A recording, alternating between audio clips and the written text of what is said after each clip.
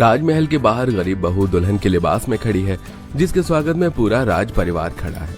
रानी सास के हाथों में पूजा की थाली है और दासियां भी हाथों में फूलों की थाली लिए राजमहल की नई रानी पर फूल बरसा रही हैं।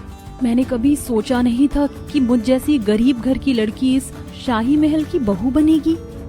आओ बहू, हमारे राजमहल में तुम्हारा स्वागत है। आज से तुम इस राजमहल की रानी हो। आखिर कैसे गरीब घर की लड़की एक राजमहल की बहू बन गई और पूरा राज परिवार उसके स्वागत में खड़ा है? आइए जानने के लिए चलते हैं कहानी में थोड़ा पीछे।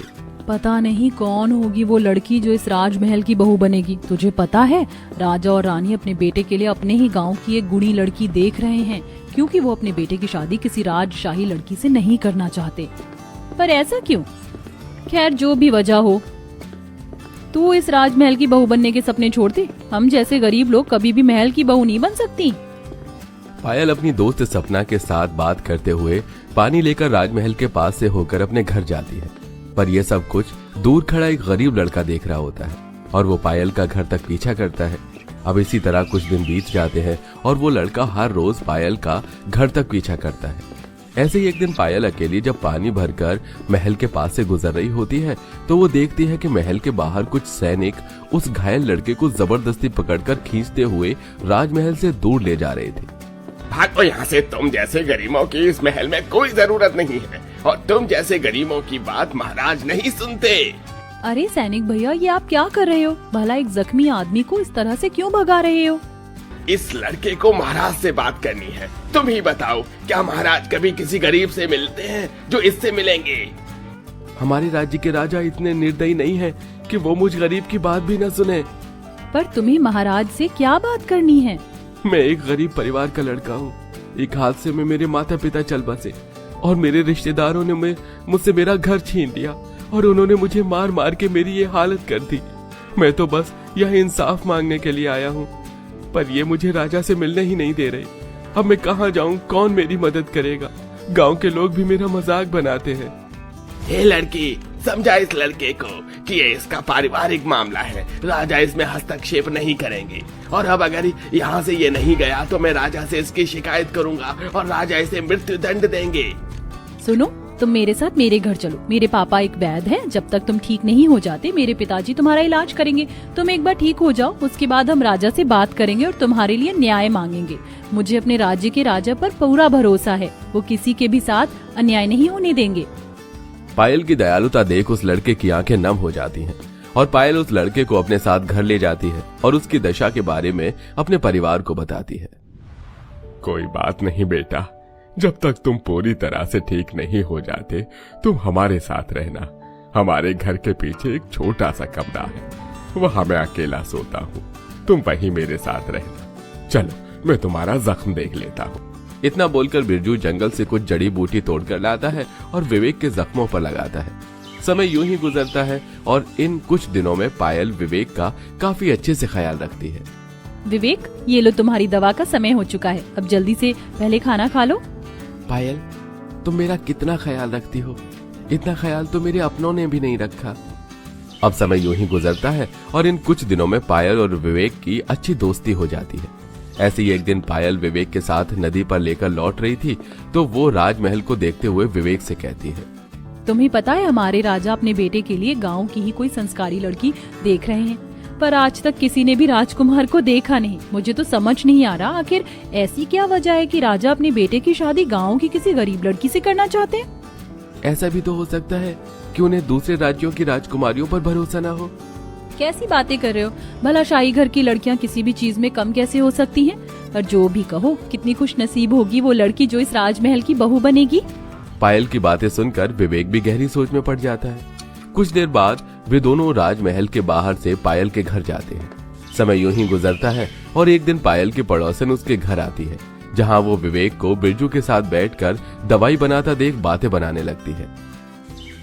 अब इसी तरह कुछ दिन बीत जाते हैं और एक दिन जब पूरा परिवार सो रहा होता है तो पायल के कमरे में एक चोर घुस आता है, पर सही समय पर पायल की आंख खुल जाती है और वो अंधेरे होने का फायदा उठाकर पास में बड़ा डंडा लेकर चोर के सिर पर मारती है और उसके हाथ पैर बांधकर उसे अपने कमरे के बाहर एक खंबे से बांध देती है।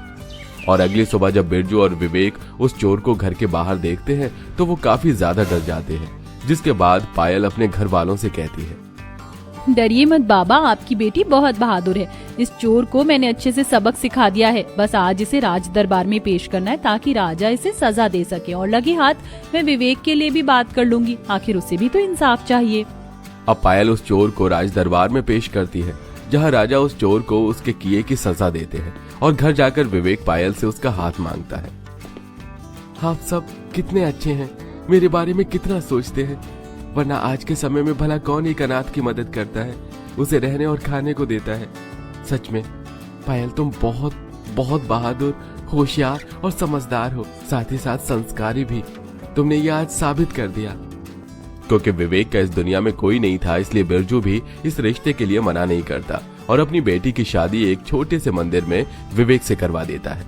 और शादी के बाद विवेक अपने बारे में पायल और उसके पूरे परिवार को अपना सच बताता है।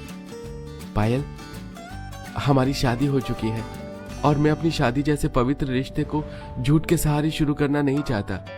मुझे तुम्हारी जैसी एक संस्कारी और समझदार लड़की की तलाश थी, जो कि मुझे मिल गई। और मैं कोई साधारण गरीब लड़का नहीं हूँ, मैं राजा विक्रम का बेटा हूँ। क्या तुम एक राजा के बेटे हो? तुम सच कह रहे हो? पर तुमने सबसे अपनी पहचान छुपा कर क्यों रखी? इसके पीछे भी एक रहस्य है। तुम तो जानती हो कि रानी कल्याणी की कोई संतान नहीं हो रही थी, जिसके बाद उन्होंने एक यज्ञ करवाया और यज्ञ होने के बाद उनका एक पुत्र हुआ जिसे आज तक किसी ने नहीं देखा। और मैं वही हूँ।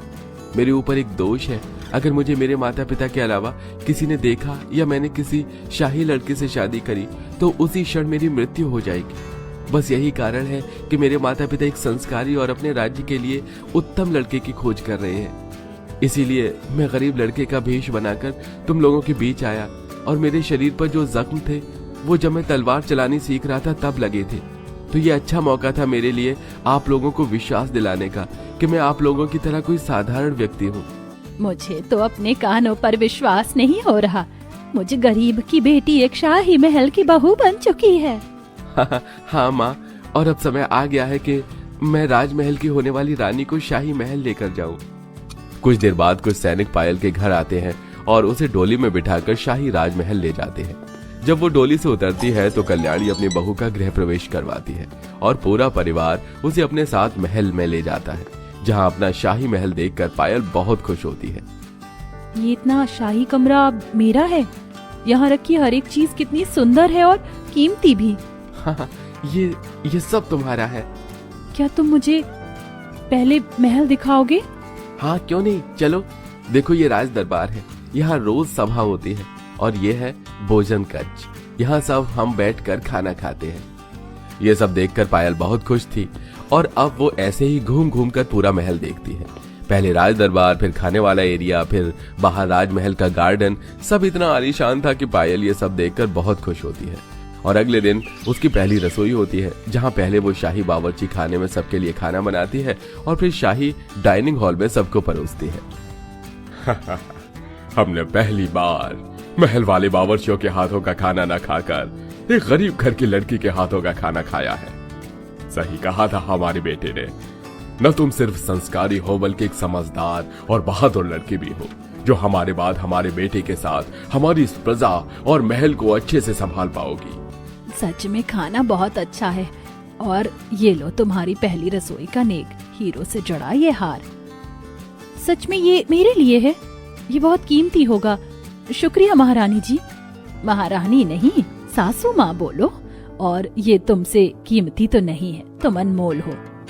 भाभी, कल आपको थोड़ा जल्दी तैयार होना होगा। कल भैया का राज्य अभिषेक है। उसके बाद भैया राजगद्दी संभालेंगे और सभी गांव वालों को पता चलेगा कि इस राजमहल का असली वारिस कौन है। अब अगले दिन पूरा परिवार सुबह जल्दी तैयार होता है और दूध से विवेक को नहलाया जाता है और उनका राज्य अभिषेक होता है। और पहली बार सभी गांव वाले विवेक को देखते हैं और उसी दिन पायल की मुंह दिखाई भी होती है।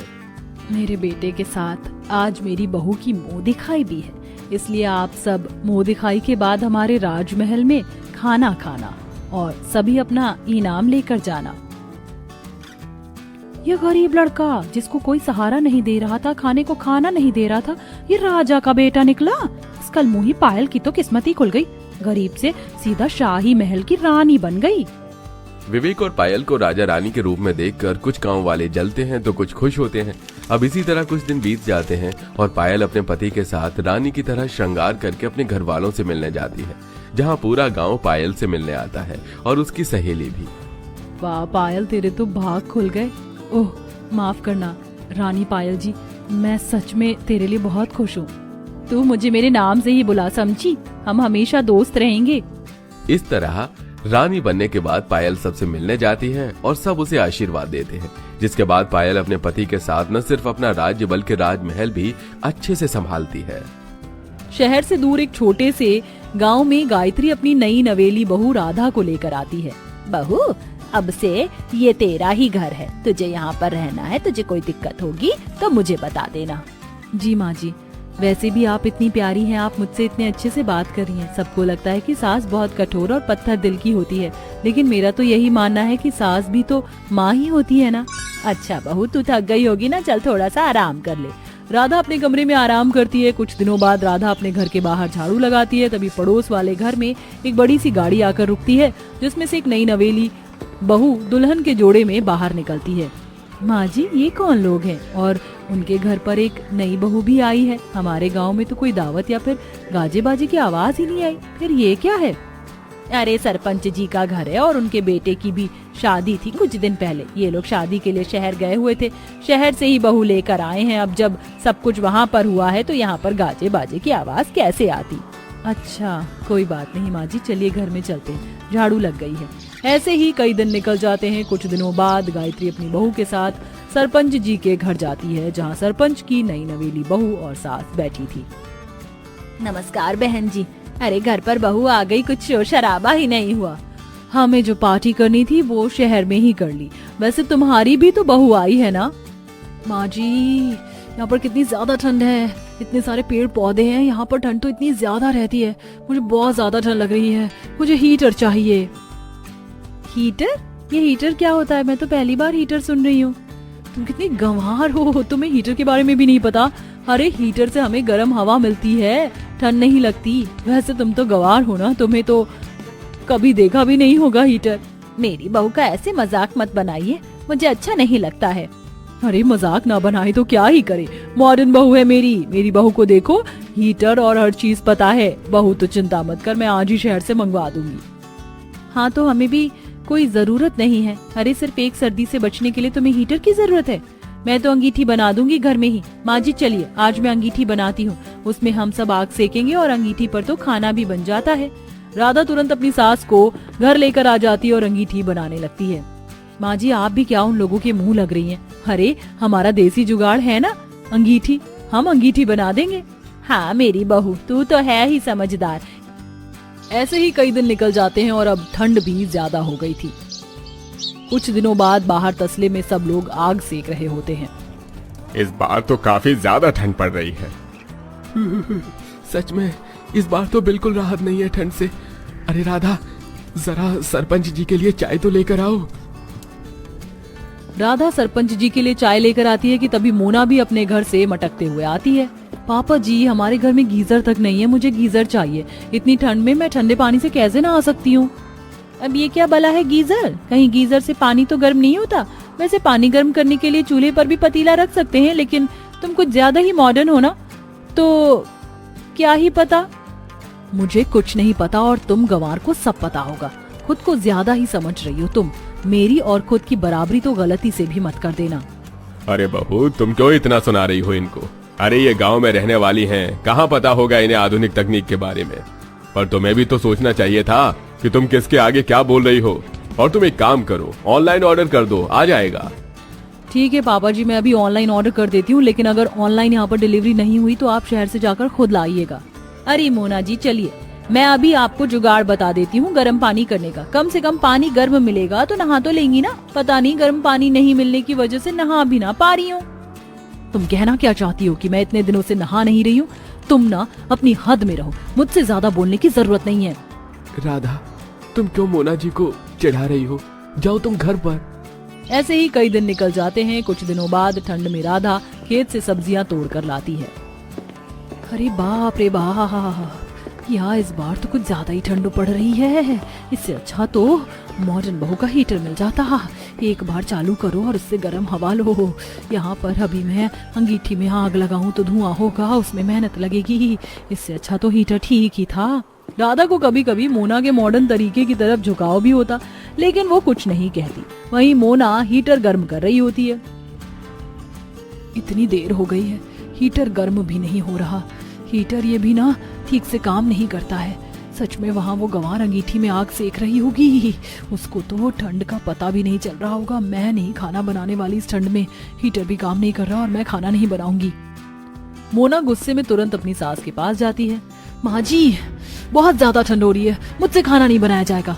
पर बहू, हम ज्यादा लोगों का परिवार है ही कहाँ जो तुझे इतनी मेहनत करनी पड़े। 4 लोगों का परिवार है और तू 4 लोगों के लिए तो खाना बना ही सकती है ना।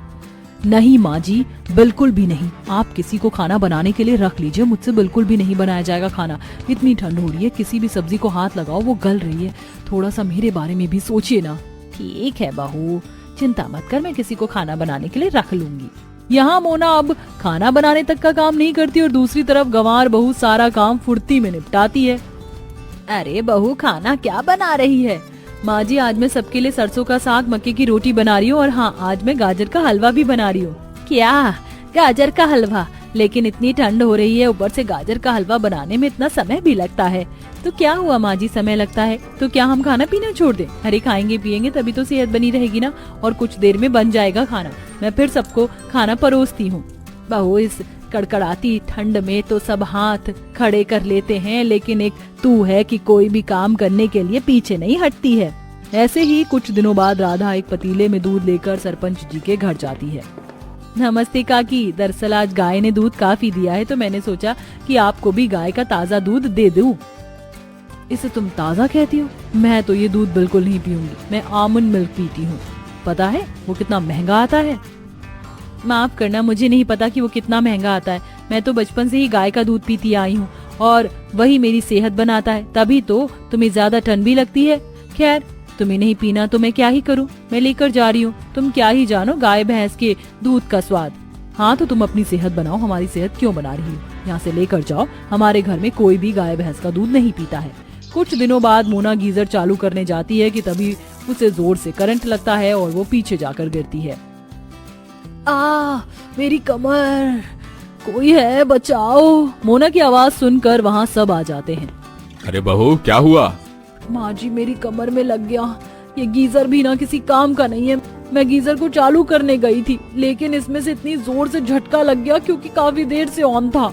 बहू, आधुनिक तकनीक इतनी भी आगे नहीं पहुँची कि तुम उसका कितना भी इस्तेमाल करो और वो तुम्हें नुकसान ना पहुँचाए।